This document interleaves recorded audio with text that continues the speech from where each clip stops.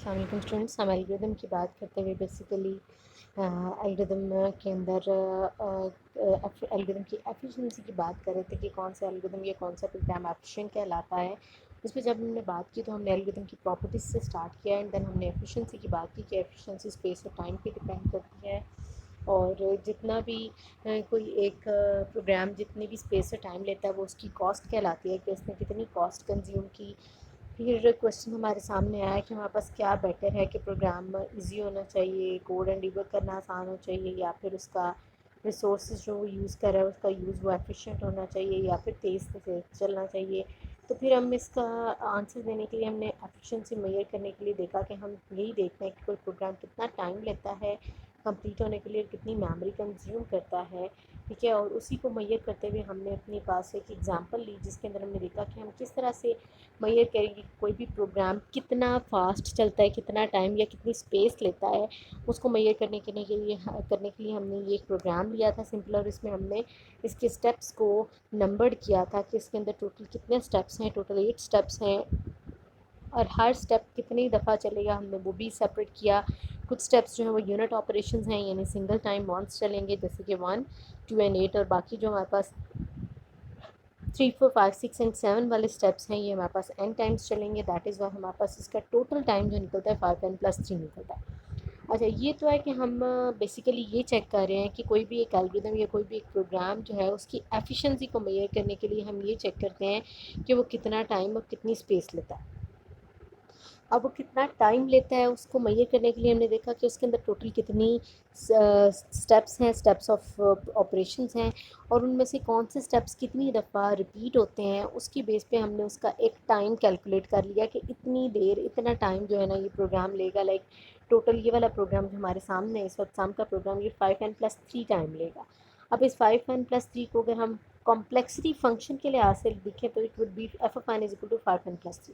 अब complexity function क्या होता है? कॉम्प्लेक्सिटी हम किसे बोल रहे हैं? कॉम्प्लेक्सिटी हम किसी भी प्रोग्राम की एफिशिएंसी को मेजर करने के लिए बेसिकली हम उसकी टाइम कॉम्प्लेक्सिटी ही मेजर करते हैं। हम ये देखते हैं कि वो कितना कॉम्प्लेक्स है या कितना एफिशिएंट है। एक्चुअली उसको मेजर करने के लिए हम किसी भी प्रोग्राम का टाइम कैलकुलेट करते हैं। टोटल लेट्स से हमने सम की बात की तो इसका सम की इस प्रोग्राम की बात की तो इसका टोटल टाइम हमारे पास 5n+3 आया। तो उसका जो हमारे पास कम्प्लेक्सिटी फ़ंक्शन बनेगा वो भी 5n+3 आएगा। अच्छा, अब कॉम्प्लेक्सिटी हमें पता चल गया। हम क्यों कॉम्प्लेक्सिटी फ़ंक्शन बनाते हैं? इसलिए ताकि हमें ये पता चले कि हमारा कोई भी प्रोग्राम कितना तेज़ या फिर कितना स्लो वर्क करेगा, कितना फास्ट काम करेगा या कितना स्लो काम करेगा। उसके लिए हम जो है कॉम्प्लेक्सिटी फ़ंक्शन बनाते हैं। अब इस कॉम्प्लेक्सिटी फ़ंक्शन से हम बेसिकली अपने प्रोग्राम की टाइम कॉम्प्लेक्सिटी कैलकुलेट करके रख लेते हैं, ताकि जब भी हमें किसी एक प्रोग्राम को यूज़ करने की ज़रूरत पड़े, हमें लाइक इसी सम के प्रोग्राम को अगर किसी कंप्यूटर के अंदर यूज़ करना है तो चूँकि हमारे सामने इसकी टाइम कॉम्प्लेक्सिटी, इसका कॉम्प्लेक्सिटी फ़ंक्शन हमारे सामने मौजूद होगा जिससे हम टाइम कॉम्प्लेक्सिटी कैलकुलेट कर लेंगे, तो हमें ये पता चल जाएगा कि ये वाला प्रोग्राम हमारे पास कितना टोटल टाइम लेता है और क्या हमारे स्पेसिफ़िक क्राइटेरिया, स्पेसिफ़िक सिनेरियो में जहाँ पे हम इसे यूज़ करने वाले हैं वहाँ पे हमारे पास इतना टाइम हम अफ़ोर्ड कर सकते हैं या नहीं, यानी ये ज़्यादा टाइम तो नहीं है।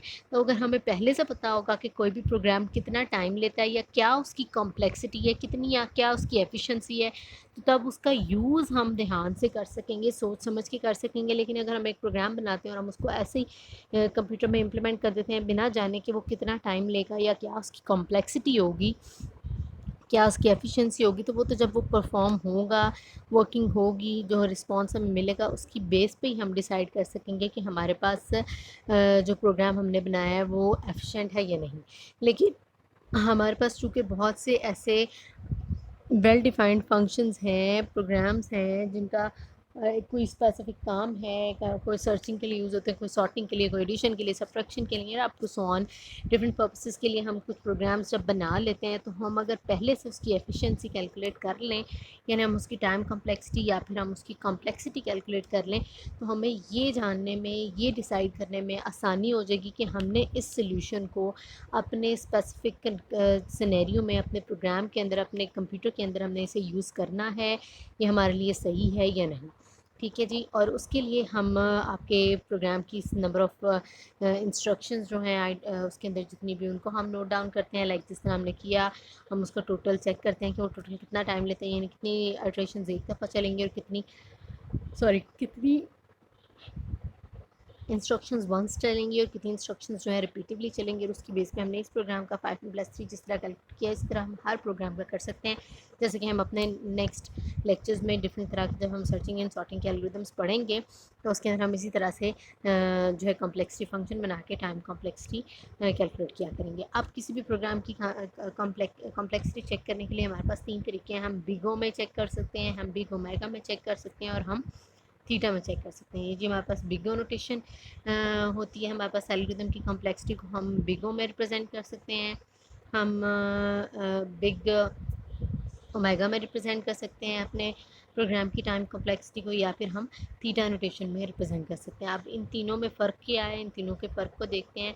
बिग ओ नोटेशन हमेशा एसिम्प्टोटिक कॉम्प्लेक्सिटी पे फोकस करता है, या एक्चुअली आप कह लें कि कॉम्प्लेक्सिटी में हम एसिम्प्टोटिक कॉम्प्लेक्सिटी पे ही फोकस करते हैं, जिसमें से बिग ओ जो है अपर बाउंड को लेके टाइम कॉम्प्लेक्सिटी कैलकुलेट करता है, बिग ओमेगा जो है वो लोअर बाउंड को लेके कॉम्प्लेक्सिटी कैलकुलेट करता है, और बिग थीटा जो है वो इन दोनों के दरमियान में आता है, यानी अपर बाउंड और लोअर बाउंड के दरमियान में आता है। अपर बाउंड अगर हमें किसी प्रोग्राम के अंदर टाइम कॉम्प्लेक्सिटी की चाहिए तो हम बिग ओ यूज़ करेंगे, लोअर बाउंड में अगर हमने कैलकुलेट करनी है टाइम कॉम्प्लेक्सिटी तो हम बिग ओमेगा यूज़ करेंगे, और अगर हमें इन दोनों के दरमियान में चाहिए तो हम बिग थीटा यूज़ करेंगे। बहरहाल जी ये हमारे पास अगर हम इसी 5n+3 को देख लें तो 5n+3 को कल भी हमने एनालाइज़ किया था कि जैसे जैसे इसमें n की वैल्यू इंक्रीज़ करेगी वैसे वैसे इसमें नंबर ऑफ़ स्टेप्स भी बढ़ते जाएंगे। सो बेसिकली जो डिनोमिनेट करती है इसमें वैल्यू वो n ही है।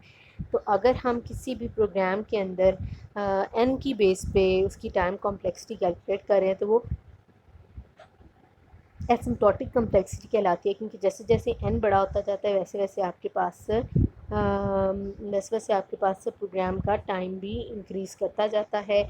तो एसिम्प्टोटिक कॉम्प्लेक्सिटी कैलकुलेट करते हुए हम फोकस n पे रखते हैं, या समझ लीजिए हाईएस्ट ऑर्डर टर्म पे रखते हैं, और हम जो लो ऑर्डर टर्म्स होती हैं उन्हें हम इग्नोर करते जाते हैं, कांस्टेंट कोएफिशिएंट्स को भी रिमूव कर देते हैं, को इग्नोर कर देते हैं, और लोअर ऑर्डर टर्म्स को भी। कांस्टेंट कोएफिशिएंट्स यानी n के साथ अगर कोई कांस्टेंट कोएफिशिएंट है 5 है, हम 5 को भी इग्नोर कर देते हैं, और हम 3 को भी इग्नोर कर देते हैं। यहाँ से इस जो हमारे पास एक्सप्रेशन है जो कॉम्प्लेक्सिटी फंक्शन है, इसमें से हम 3 को भी, लोएस्ट ऑर्डर टर्म को भी इग्नोर कर देते हैं, और जो हमारे पास हाईएस्ट ऑर्डर टर्म का कोफिशिएंट है 5 हम उसको भी इग्नोर कर देते हैं किसके अंदर, जब हम एसिम्प्टोटिक कॉम्प्लेक्सिटी कैलकुलेट करते हैं। बहरहाल जी अगर हम एसिम्प्टोटिक इसकी कॉम्प्लेक्सिटी देखें तो फिर इसका मतलब है कि हमारा प्रोग्राम जैसे जैसे एन ग्रो करेगा वैसे वैसे ग्रो करता जाएगा, जैसे कि हमने इसकी प्रैक्टिकल एग्जांपल भी देखी।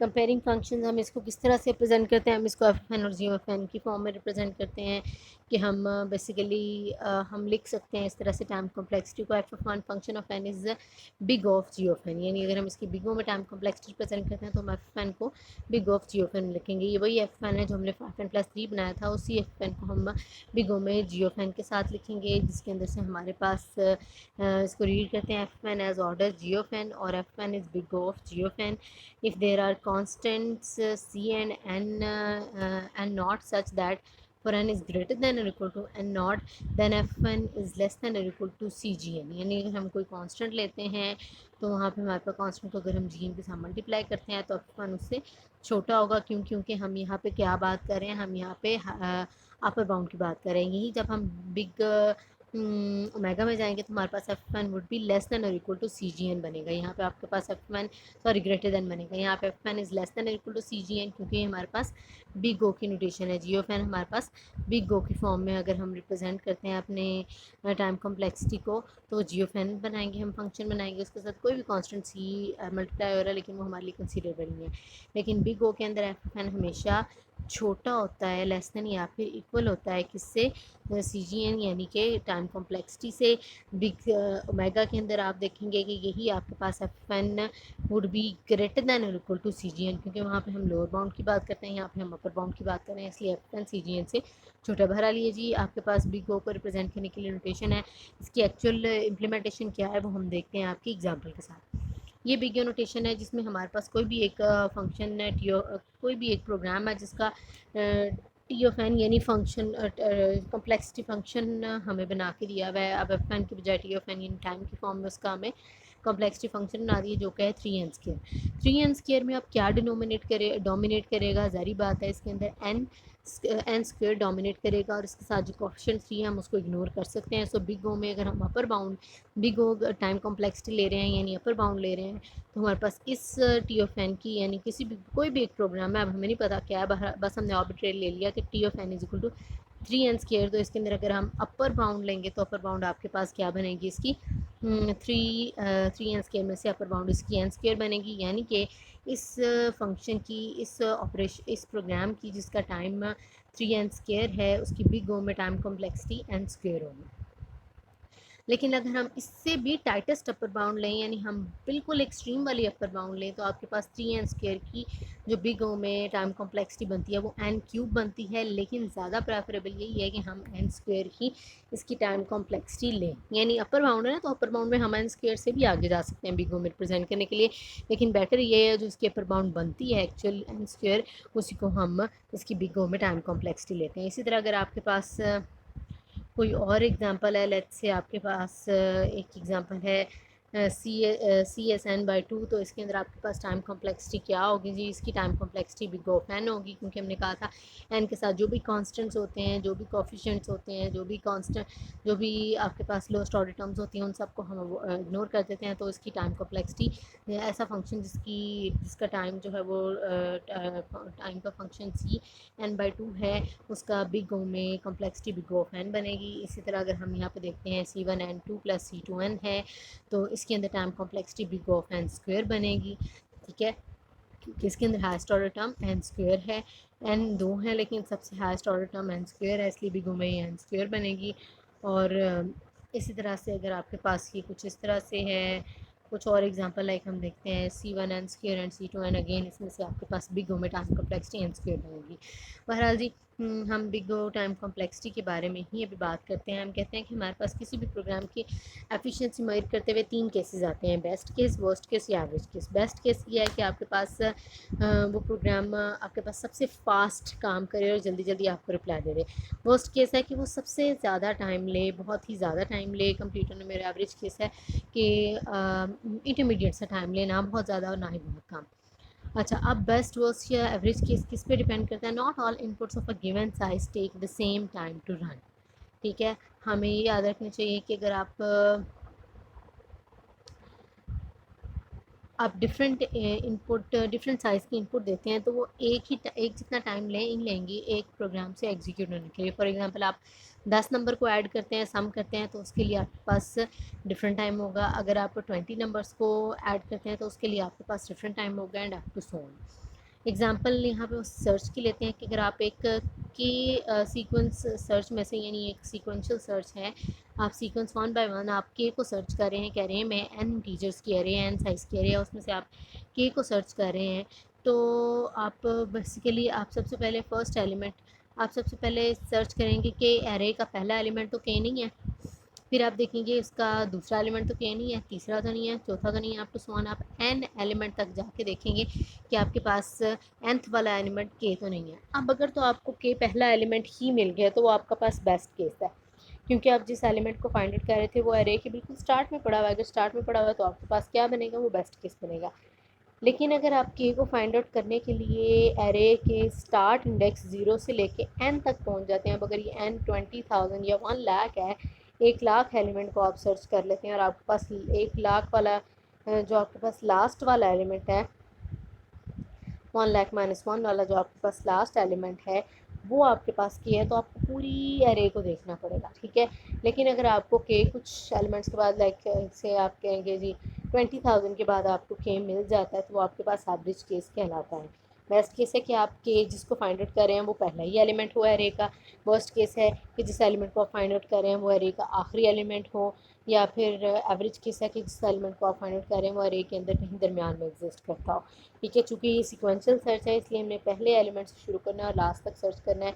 सो आपके पास एक ही एलिमेंट को एक ही एरे में से सर्च करने के लिए डिफरेंट लोकेशन पे अगर वो एलिमेंट पड़ा हुआ है तो उसकी सर्चिंग के लिए हमारे पास डिफरेंट टाइम लगेगा। बेस्ट केस, वर्स्ट केस और एवरेज केस इसकी बेस पे बनता है।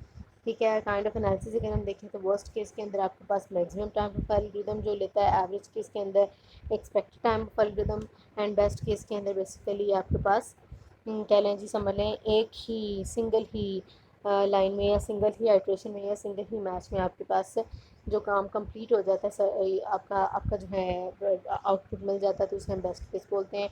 वर्स्ट केस बहुत यूजुअल है, बहुत कॉमन है आपके पास प्रोग्राम्स के अंदर आना। एवरेज केस कभी कभार आता है, और बेस्ट केस तो समझ लें जी बोगस है, यानी ऑलमोस्ट कभी भी नहीं आता, लेकिन एग्जिस्ट करता ही नहीं। ऐसा बहुत कम या शायद कभी भी नहीं होता कि आप जो एलिमेंट फाइंड आउट कर रहे हो, जैसे सर्चिंग की एग्जांपल लें, जो आप एलिमेंट फाइंड आउट कर रहे हो वो पहला ही एलिमेंट हो आपके पास एरे का।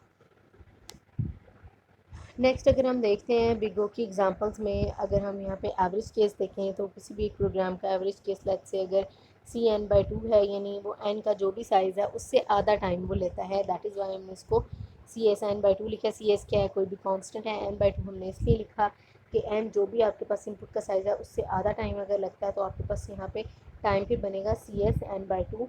और इसकी बिग ओ में टाइम कॉम्प्लेक्सिटी क्या होगी, अगेन हम बिग ओ में हाईएस्ट ऑर्डर टर्म की तरफ जाते हैं, अपर बाउंड की तरफ जाते हैं।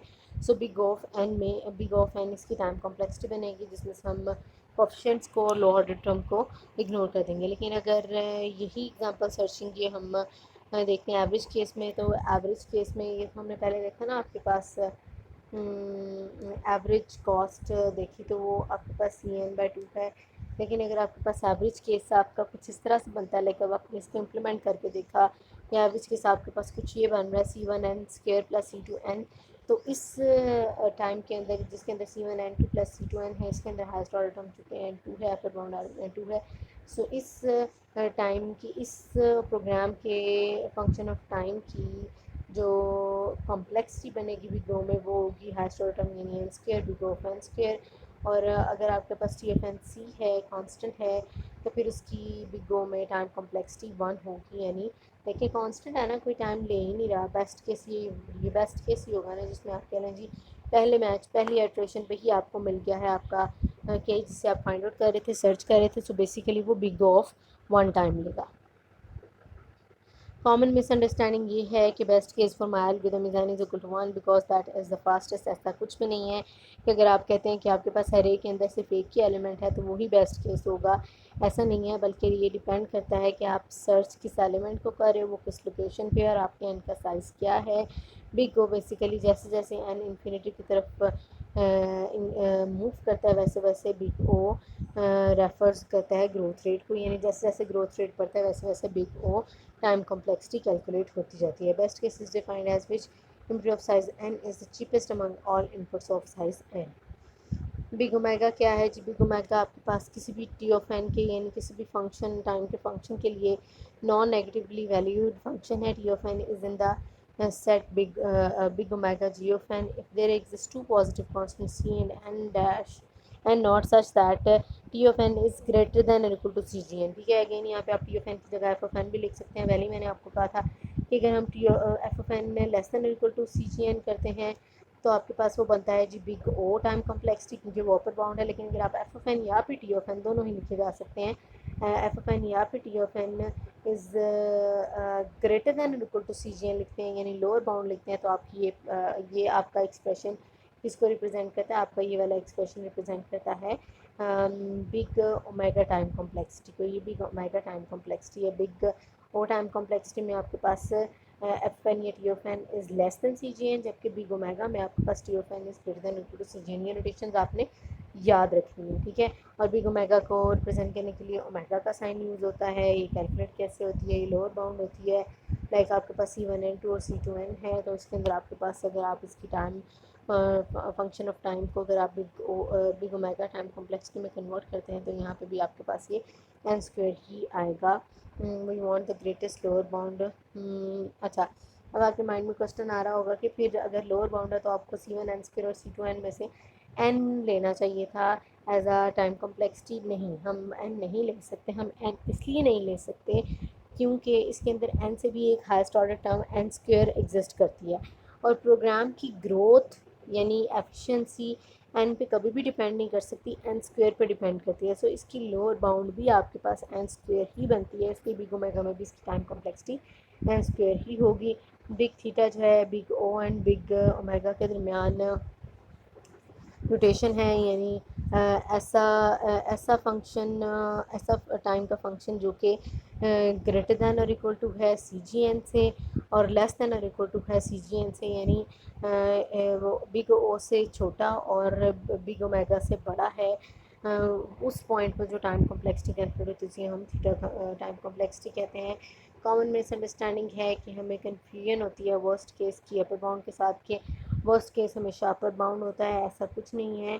Upper bound basically growth rate पर डिपेंड करता है, जैसे जैसे ग्रोथ रेट बढ़ता जाता है वैसे वैसे अपर केस भी अपर बाउंड भी आपका चेंज होता जाता है। वर्स्ट केस अपर बाउंड कभी भी नहीं होता। वर्स्ट केस तो आपके पास है कि आपने ऑल डाटा को सर्च करना है, लेकिन वो अपर बाउंड से मतलब आप कह लें कि वो जाते तो हम अपर बाउंड तक की चेक करने हैं, लेकिन ऐसा नहीं है कि अपर बाउंड का होना वर्स्ट केस कहलाता है, बल्कि अपर बाउंड तो ग्रोथ रेट को रिप्रेजेंट करता है। पहले 10 सारे महीने फिर 20 हो जाएंगे, फिर 30 हो जाएंगे, फिर 40 हो जाएंगे, लेकिन वर्स्ट केस तो ये होगा ना कि जितने भी एलिमेंट्स हैं उन सबको अगर हम सर्च करते हैं तो वर्स्ट केस कहलाता है। Worst case refers to the worst input from among the choices for all for possible inputs of a given size, यानी अगर ऑल पॉसिबल इनपुट्स में से हम देखें तो जो वर्स्ट इनपुट होगी वही आपके पास वर्स्ट केस बनाएगी। वर्स्ट इनपुट यानी अगर आप ऐसा सर्च कर रहे हैं जो कि आपके एरे का लास्ट एलिमेंट है तो वर्स्ट इनपुट है और वही आपके पास वर्स्ट केस बना सकती है। ठीक है, अब अगर आप कंपेयर करते हैं दो फंक्शंस को 5 एन क्यूब और 100 एन स्क्वायर, अगर आप देखें इन दोनों को, इसका अगर आप कांस्टेंट देखते हैं तो कांस्टेंट वाइज तो 105 से बहुत बड़ा है, लेकिन अगर आप इसमें से जो इंक्रीजिंग फैक्टर है, डोमिनेटिंग फैक्टर है, जिसकी बेस पे हम टाइम कॉम्प्लेक्सिटी कैलकुलेट करते हैं, एन को देखते हैं तो एन स्क्वायर और एन क्यूब में से एन क्यूब बड़ा है। अगर हम दोनों के ग्राफ को देखते हैं, पर्पल लाइन हमारे पास है 100 एन स्क्वायर और 5 एन क्यूब के लिए, येलो लाइन जो है हमें ग्रोथ रेट बता रही है। तो अगर आप देखें तो आपका स्टार्ट पे ग्रोथ रेट 100 एन स्क्वायर का ज़्यादा होगा, लेकिन एक स्पेसिफिक पॉइंट के बाद ग्रोथ रेट जो है आपके पास से येलो लाइन का ज़्यादा होना शुरू हो गया है, यानी आपके पास येलो लाइन ऊपर चढ़ी गई है जो कि 3 एन स्क्वायर की है, सॉरी 5 एन क्यूब की है। 5 एन क्यूब की और 100 एन स्क्वायर की लाइन नीचे रह गई है। इसका मतलब है कि आपके पास डोमिनेट जो करती है, जो फैक्टर डोमिनेट करता है, जो आपके पास आपके एक्सप्रेशन में, आपके टाइम कॉम्प्लेक्सिटी में जो भी एक्सप्रेशन का पार्ट सबसे डोमिनेटिंग होता है उसकी बेस पे टाइम कॉम्प्लेक्सिटी या फिर प्रोग्राम की एफिशिएंसी मेजर होती है। 3 तरीके हैं जी, हमने अभी बताया टाइम कॉम्प्लेक्सिटी कैलकुलेट करने के लिए। बिग ओ है, बिग ओमेगा है और बिग थीटा है। बिग ओ अपर बाउंड को बताता है, बिग ओमेगा लोअर बाउंड को, और थीटा जो है वो इन दोनों के दरमियान में आता है। सो ये था कि हम किस तरह से किसी भी प्रोग्राम की एफिशिएंसी या फिर टाइम कॉम्प्लेक्सिटी को कैलकुलेट कर सकते हैं।